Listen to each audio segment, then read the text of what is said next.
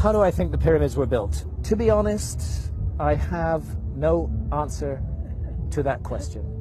And anybody who tells you that he or she knows how the pyramids were built are not telling the truth, because we don't know. We don't know. The Great Pyramid contains a number of mysteries.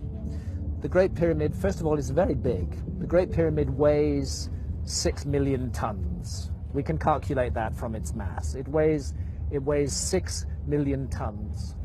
Its footprint is 13 acres.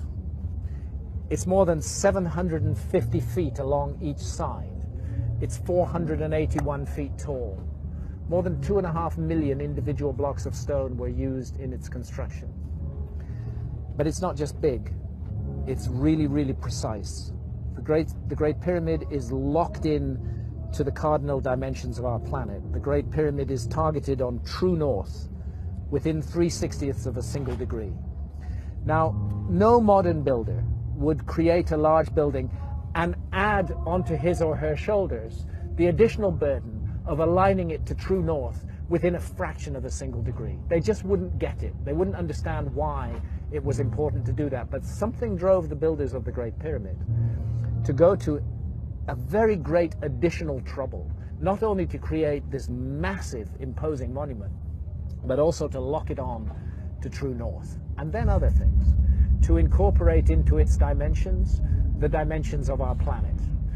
I don't want to get too numerical or possibly even boring here, but if you take the height of the Great Pyramid and multiply it by 43,200, you get the polar radius of the Earth. And if you measure the base perimeter of the Great Pyramid accurately and multiply that measurement by 43,200, you get the equatorial circumference of the Earth. In other words, for thousands of years, through times, through dark ages, when human beings didn't even know they lived on a planet, never mind its dimensions, that monument has encoded and speaks out the dimensions of our planet on a scale of 1 to 43,200. And the scale is not random. The number 43,200 is derived from a key motion of the Earth, which is called the precession of the Earth's axis. The Earth wobbles on its axis very slowly at the rate of 1 degree every 72 years. And 43,200 is a multiple of 72. In fact, I think it's 600 times 72, but I need to double check that. But it's a multiple of 72. Check it out. So they've given us the dimensions of our planet on a scale defined by the planet itself. And that's an incredibly clever thing to do. How on earth did they do it? Where did that knowledge come from? This is why I'm forced to consider the possibility of a lost civilization in the human story. This is a work of almost, but not quite, space-age precision. It contains errors, but they are human errors for sure, but they're very tiny.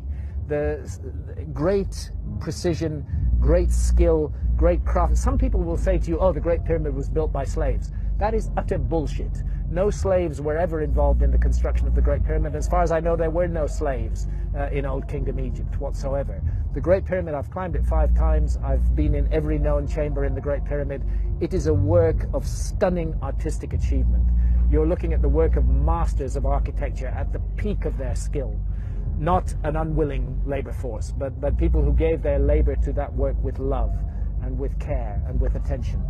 There are blocks of stone weighing 70 tons that have been raised more than 300 feet above the ground. And we're not talking a couple of blocks, we're talking dozens of blocks of that weight.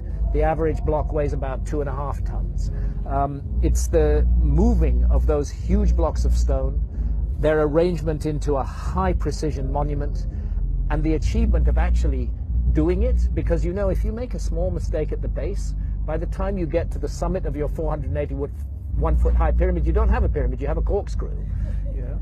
They got it all right, and nobody today can explain how they did it, with the knowledge that is supposed to have been available in ancient Egypt, in the Old Kingdom, and with the tools that are supposed to have been available. And that's why I can't help feeling that we are missing some chapter from the human story.